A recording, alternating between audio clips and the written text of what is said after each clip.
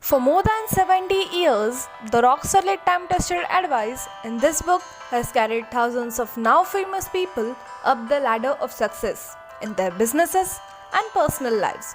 Whether you're a student, employee, boss, leader, politician, salesman, or a businessman, the book is for your behavioral transformation. I've divided the summary into 3 parts. Let's begin with the first part of the book, How to Win Friends and Influence People. Don't criticize, condemn, or complain. If you want to gather honey, don't kick over the beehive. Put another way, criticizing or condemning people is absolutely useless, since all it does is to put other person on defensive. Carnegie urges us all to do our best to never condemn. Instead, we should attempt to understand why people are as they are. If you're going to miss the initial part of a movie because your friend is late, don't criticize immediately. Instead, genuinely try to understand his inability to come on time. Never give negative feedback when someone shares a new idea with you.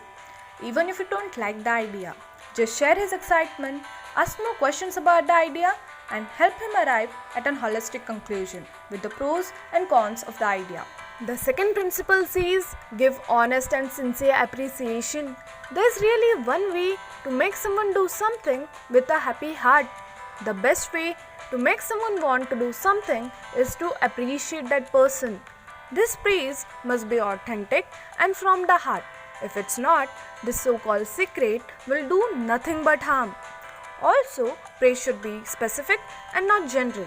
The next principle says, maintain a you attitude. Think about things from other person's perspective. In other words, we need to put the other person's want before our own.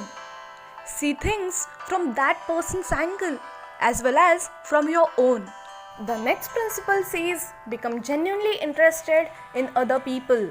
You can be more popular in 2 months by becoming interested in other people than you can be in 2 years by trying to get other people interested in you.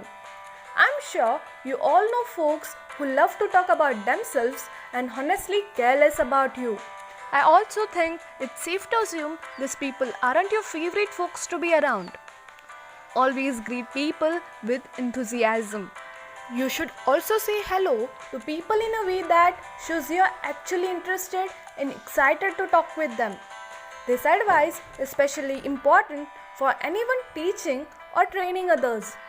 Even if I'm not a great lover of trekking, if I meet a trek enthusiast, I ask him about his adventurous experiences to genuinely get interested in his interests. The fifth principle says, smile.